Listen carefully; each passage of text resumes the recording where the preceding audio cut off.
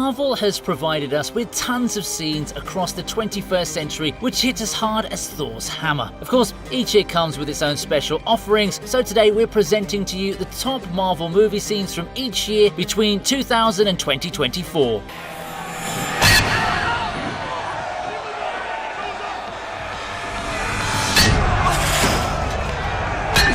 Meeting an Alpha the Alpha Way, X-Men 2000. It's only fair that you get to meet an Alpha the Alpha Way, which is exactly how Rogue ends up meeting Logan, aka our one and only Wolverine. With a personality like Logan's, it's no surprise at all that we see him in a cage match, but obviously 25 years ago the audience didn't know what to expect, so everyone got wowed by the aura this character had. Sure, Logan allowed himself to get whacked a few times, but when he figured it was go time, he sure went. It was badass enough to see how his skeleton works, and then Wolverine adds the cherry on top of the cake by knocking out his opponent with minimum effect. Everyone cheering from the ring was rendered speechless, and you could even say that Rogue found herself a little crush. But yeah, this moment was what changed Hugh Jackman's life forever. There wasn't any other Marvel movie that came out in 2000, so the only competition this scene had was from its own movie, like Logan's bar encounter, but either way, it's a W for our boy Wolverine. Ladies and gentlemen, tonight's winner and still king of the cage,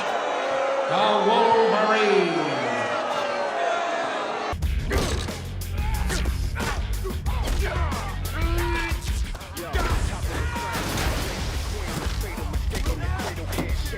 Making Reinhardt split the check, Blade 2, 2002. From 2002, we've got Blade making Reinhardt split the check, which is my euphemism for splitting his whole body. Now, before I move ahead, I know you may have noticed that I skipped an entire year. Well, that's because there was no Marvel movie that came out in 2001, so I'm going to give you two scenes from 2002, and technically Blade 2 released in March, so it still counts as per the 2001 financial year. Now that I've justified myself a bit, let's get back to the scene in question. Blade's aura farms right from when he rises above the pool of blood, and I'm pretty sure Reinhardt could feel fear creeping in from that point onwards. Of course, there was never going to be any fun in a one-on-one encounter, so the creators made sure Blade smashed a few expendable dudes before he got down to slicing Ron Perlman in half. The choreography here was on point, and I actually enjoyed it a lot more than the film's final battle. Also, huge shout out to that WWE style takedown Blade used on that last henchman.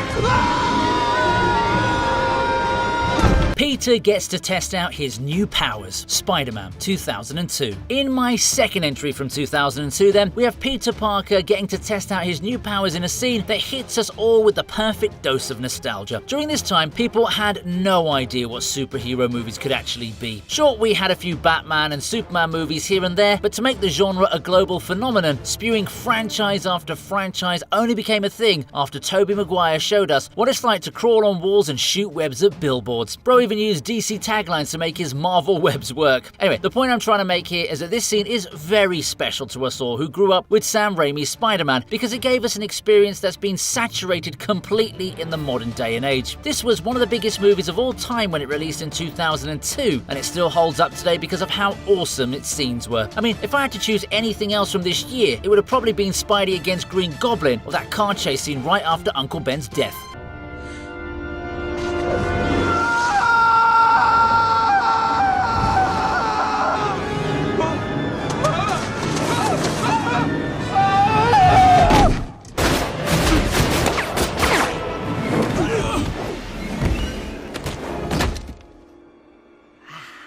The president's security needs more tax money. X2, 2003. Listen, I'm not exactly a fan of paying taxes, but judging from this scene, if we want to keep our president alive, then his security is going to need a higher salary.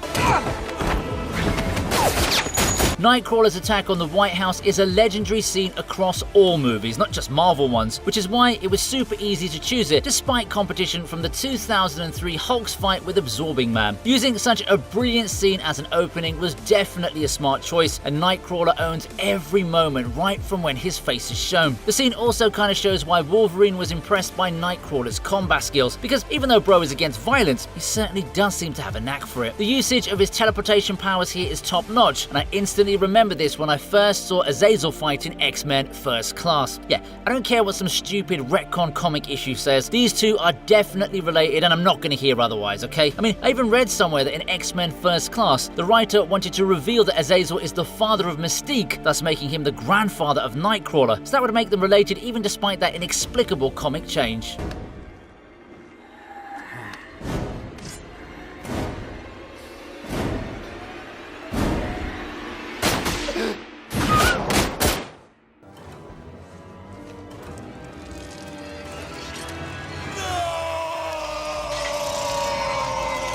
The Octopus is in the building. Spider-Man 2, 2004. From 2004, I've decided to go with a scene that showed the Octopus in the building, but that wasn't a good thing. Doc Ock completely giving into the dark side got established when he went bonkers on the doctors that tried to help him here.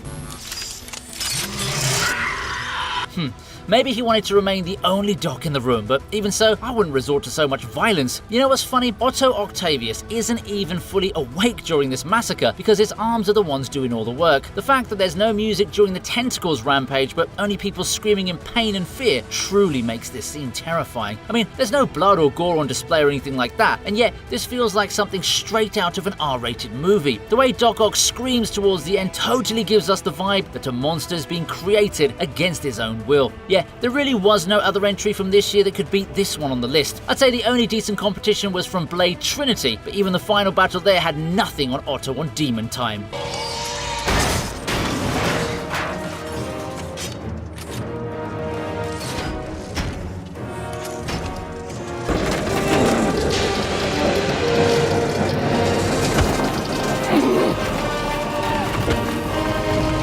Gotta love some good old-fashioned teamwork. Fantastic Four 2005. Yep, you just gotta love some good old-fashioned teamwork, especially if it's coming from 4 super-powered individuals. In this sequence, we have the Fantastic Four coming together to save civilians at the Brooklyn Bridge. It's a scene that was written specifically to show the audience how each of the Fantastic Four could be fantastic. The Thing kicked it off with his immense strength, and then even Johnny Storm got in on the act by saving that little girl from an explosion. Sue Storm does her thing too, and the sequence ends nicely with Reed Richards saving that fireman. Well, the scene doesn't technically end all that well because the cops show up and naturally assume that the good guys are the bad guys. I mean, what do they teach them at the academy? Imagine a cop teacher saying, if you see a bunch of people saving innocent civilians, you should definitely arrest them. Thank God for everyone else clapping, because the Thing would have had to deal with a lot more than seeing his fiancée leave their engagement ring on the road. Jesus Christ, man, that was pretty heartless from her. I'd definitely take a life sentence in prison than having to experience something as painful as that.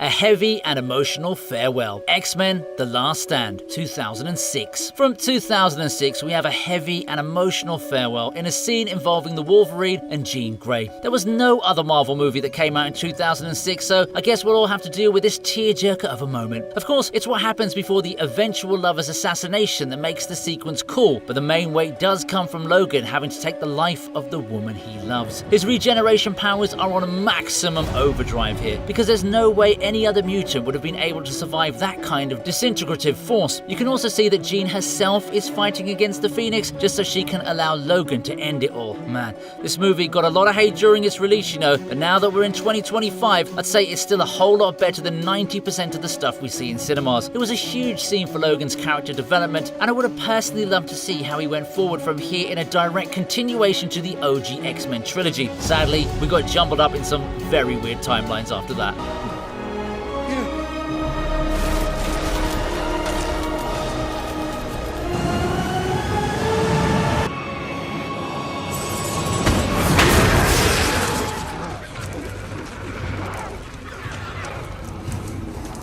Taking down the Devil's Son, Ghost Rider, 2007. This was a tough pick because I could have also gone with Bully Maguire from Spider-Man 3, but taking down the Devil's Son just has a better ring to it. Nicolas Cage as Ghost Rider may have seemed like an odd choice to some, but I thought he was the perfect casting choice for the role. Like, have you seen any of his classics like Vampire's Kiss or Deadfall? I'm a vampire!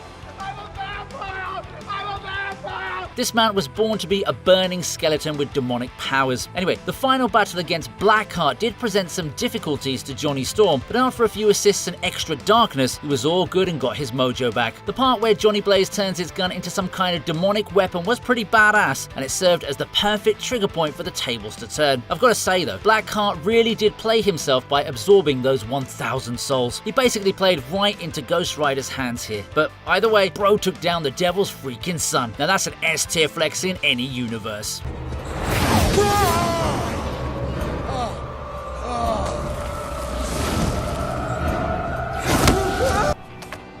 I am Iron Man.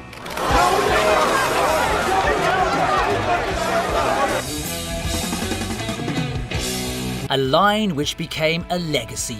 Iron Man 2008. We've finally reached the year when the MCU began, so you can rest assured it's gonna be fun for a while, especially as we kick off with a line which became a legacy. Yeah, we had the Incredible Hulk too, but come on, there really is no other contender for 2008, even if it's an Oscar winner. Now this sequence is what essentially begins one of the greatest tales of franchise success in the history of cinema. It's also something that perfectly captures who Tony Stark is as a character. He's arrogant, he's impulsive, and he's rebellious. Naturally, a man with such traits was never going to read the script given to him, so he blurts out the truth instead, which is the fact that he is indeed Iron Man. This one line was enough to have all the reporters losing their minds, and to be honest, You said you were a superhero.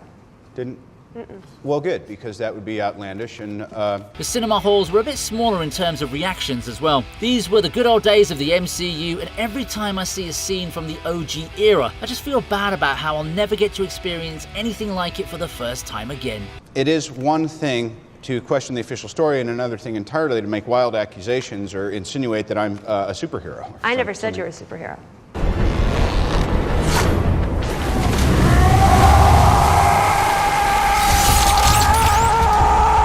The True Face of Rage, X-Men Origins Wolverine, 2009. If you ever wanted to see the true face of rage, you should look no further than Hugh Jackman screaming at the camera with so much passion and so little clothing that you may be led to believe that his rent was due. The adamantium scene in X-Men Origins was a painful sequence to watch because it's like some cool power-up or suit-up scene. Logan is being made to suffer unbearable pain, and the only thing that's keeping him going is his regenerative ability. I mean, the guy's having his entire skeleton changed from bone to adamantium, so one can only imagine how gruesome of a process it would be. Temperature 108 rising. And yeah, I know they tried to gag us by making us believe Wolverine died, but come on. No studio is stupid enough to kill off the character whose name is literally in the movie's title. The true fun actually begins after Wolverine breaks free, because that's when we get to see him slashing around in his birthday suit. It's a top tier moment from an otherwise average flick, which happened to be the only Marvel release of 2009. Lockdown!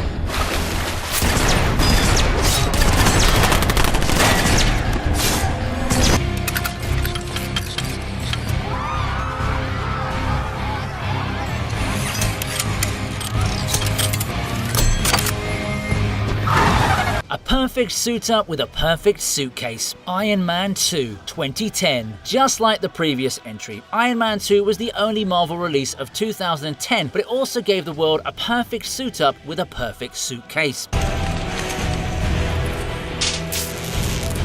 Normally, a bro would go to Monaco to chill and enjoy his money, which is kind of what Tony Stark does too, except that he likes to be directly involved with the action. Our man literally races on his own, and it would have been a pretty cool sequence on its own, but...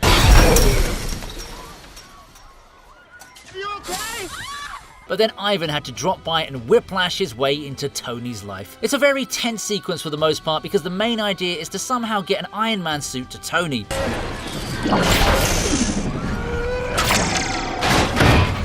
The suitcase armor was the best and most convenient option at the time, although the transformation does take a bit longer than expected. But no worries here though, because the way Iron Man gets won over Whiplash after an initial struggle was very satisfying to watch. The only thing that I didn't like though was how all those cars got destroyed.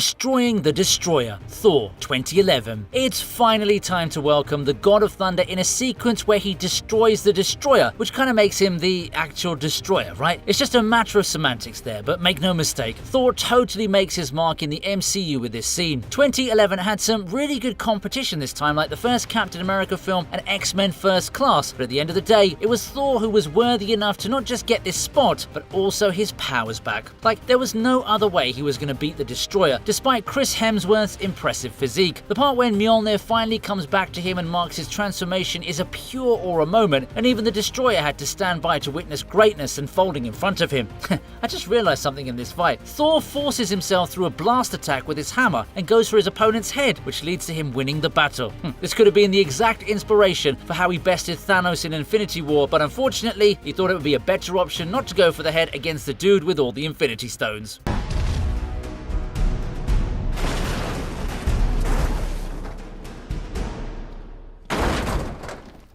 So is this how you normally look? More or less.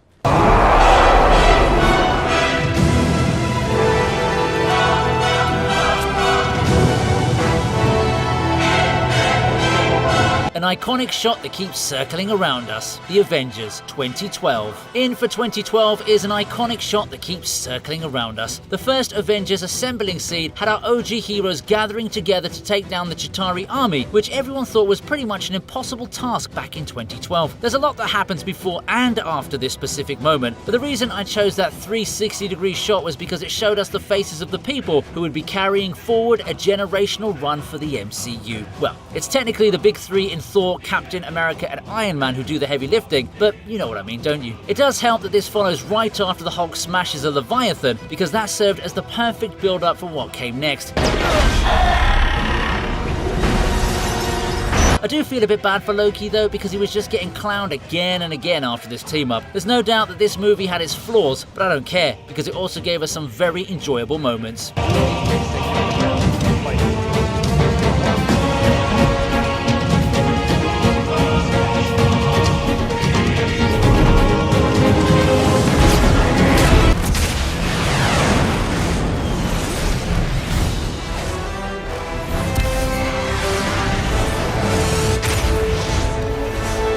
Bringing the house party to the party animal, Iron Man 3, 2013. You could say that I'm biased for choosing all three Iron Man films for their respective years, but how can you ignore bringing the house party to the party animal? Tony Stark seems to have some kind of backup for everything, but we never knew he'd created so many suits between the events of the Avengers and Iron Man 3. The house party protocol was some serious fan service which lit up the finale of the film, and I enjoyed seeing every single bit of it. This is the same year that gave us the Wolverine and Thor: The Dark World, but I think we can all be in agreement that Tony's suits were much more epic to watch. This also puts Iron Man in a completely different league, because even without his direct guidance, the suits were able to take down multiple extremist soldiers, which is a huge deal. Yeah, Killian may have been a bit too overpowered for some unfinished prototypes, but he does get annihilated later, so I won't spend too much time on him. With all the love I've been showing Robert Downey Jr., I think it's only fair for him to donate one of those suits to the TV region. What do you think? Take him to church.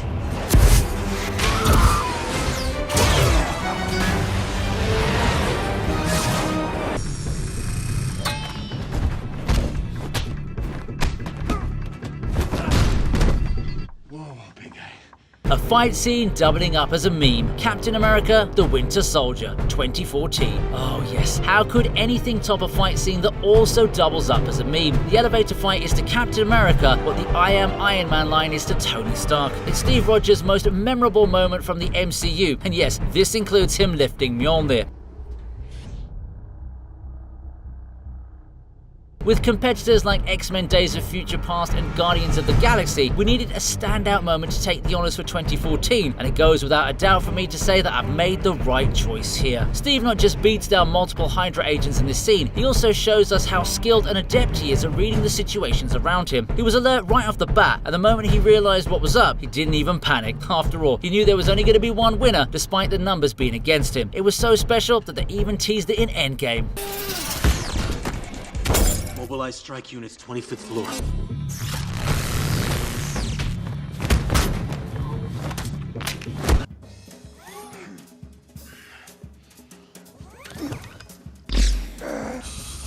I you even pulling? Are you on my team? Just represent, pull. All right, let's go. Trying to see who's worthy. Avengers Age of Ultron, 2015. The top 10 may not be following the standard TV region methodology, but even then, it's the right spot for the Avengers trying to see who's worthy. One. You're all not worthy. I know this is an interesting choice considering there are so many other options to choose, even from the very same movie. However, there's something about this scene that just makes you feel so good. Sure, nobody's worthy from any of these Avengers, save for a very discreet Steve Rogers, but the whole point of this scene is to show the squad in a wholesome vibe. I mean, think about it. The OG Avengers are never all together in the same space again after this film. Now, that may be a pretty sad realization, but it also makes this sequence so much more important. Come on, Cap.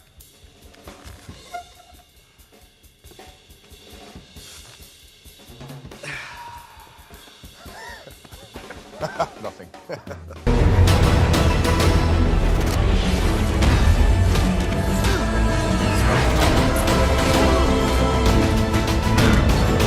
Catching fights instead of flights. Captain America, Civil War, 2016. 2016 had some serious contenders, such as the trippy sequence from Doctor Strange, but I think catching fights instead of flights would be more appropriate in this case. You have a metal arm? That is awesome, dude! The airport battle from Civil War had everything we needed for absolute entertainment, and at the same time, you could say it was a test project for the Russo brothers to see if they could build on this to give us Infinity War and Endgame. The final result was a lot more than satisfactory, with Spider-Man showing up, Ant-Man becoming Giant Man, and War Machine temporarily ending up like Professor X. Okay, that may have been a cheap shot, but I had to take it, okay? We fight. This is gonna end well.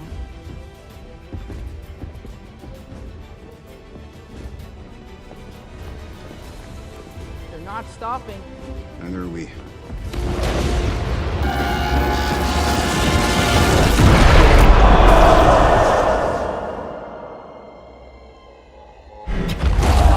The Battle of the Strongest Avengers, Thor Ragnarok 2017. Logan's scenes may not have made this obvious, but still, 2017's winner is the Battle of the Strongest Avengers. You could say this was round 2 of Hulk versus Thor because they had a go at each other in the first Avengers film. Here though, they have a proper live audience and Hulk's in no mood to disappoint them. The fight was entertaining on its own with some solid strikes from both fighters, but the God of Thunder only got into his element when he got pushed to the point of no return by the angry green giant. The CGI is cool and the overall vibe is great, but I still would have preferred if it wasn't made to be so goofy, but I guess that's a Taika Waititi thing.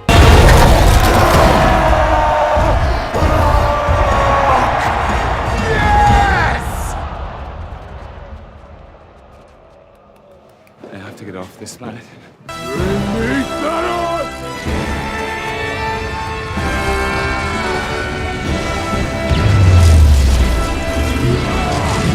The most popular entry of this channel arrives again. Avengers Infinity War 2018. Yes, it's a normal day in the office for the TV region. So for 2018, the most popular entry of this channel arrives again. Thor's Wakanda entrance is a Hall of Fame level scene and will forever stand the test of time because it's just that good. It's a new look at a freshly reinvigorated God of Thunder, and the damage he causes right after is phenomenal. I don't know what they were doing in Love and Thunder because Mjolnir should be the jealous one. I also just want to shout out Thanos snapping his fingers too, because that is pretty much how Thor's visit comes to an end.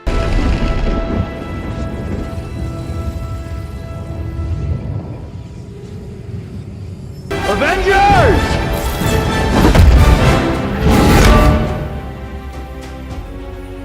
Assemble.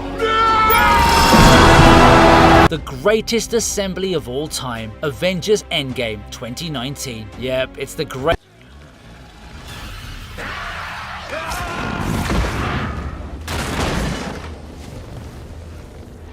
This woman chooses to annihilate the Bear, the New Mutants 2020. We all know about the raging debate about men versus bears on the internet, but in this case, we have a woman who chooses to annihilate the bear. Magic's battle with the demon bear is a part of a whole final sequence that doesn't know what to do with itself, but it was still a highlight to watch Anya Taylor-Joy being part of a superhero fight. Yeah, the sequence with the smiling men was also cool, it's the only option I had.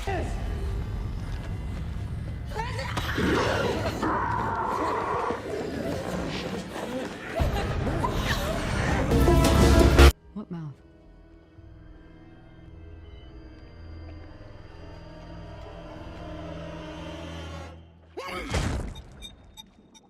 So good that you even beat Morbius. Doctor Strange in the Multiverse of Madness 2022. Imagine being so good that you even beat Morbius. Well, it may not be Morbin time for others, but it sure is wild in time for Wanda, because she totally owns the scene here where she takes on the Illuminati and emerges victorious with ease. Yeah, she does rely on tons of stupid decisions to become the victor, but if Black Bolt actually took her out, then we wouldn't have anything left for the remaining runtime of the film. I do feel that the men were done dirty here, but Black Bolt only had Reed to blame, and Reed, well, guess he kinda deserved it, didn't he? I'll tell you what really blew my mind though, watching the Scarlet Witch take out the likes of Charles Xavier with minimal effort.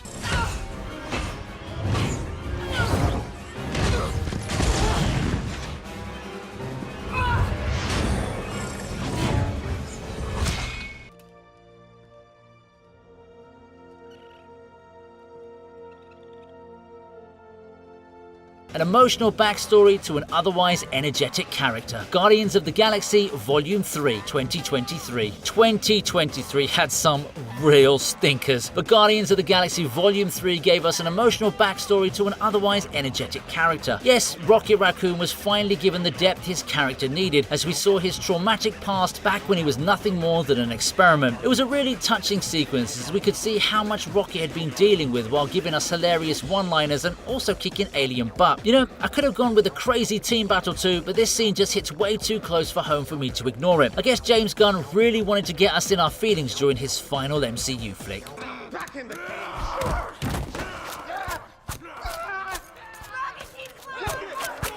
Let's go! Rocket, please!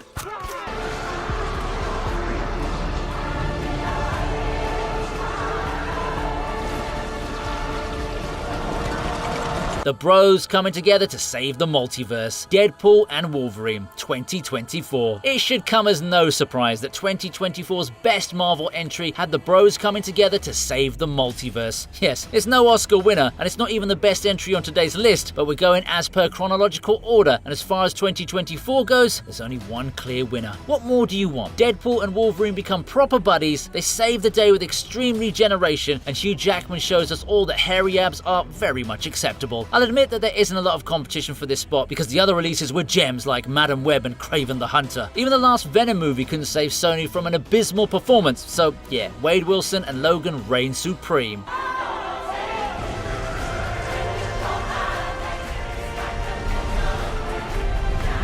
Hope you liked the video, please subscribe to the TV Region, and here's another video that I know you're going to enjoy.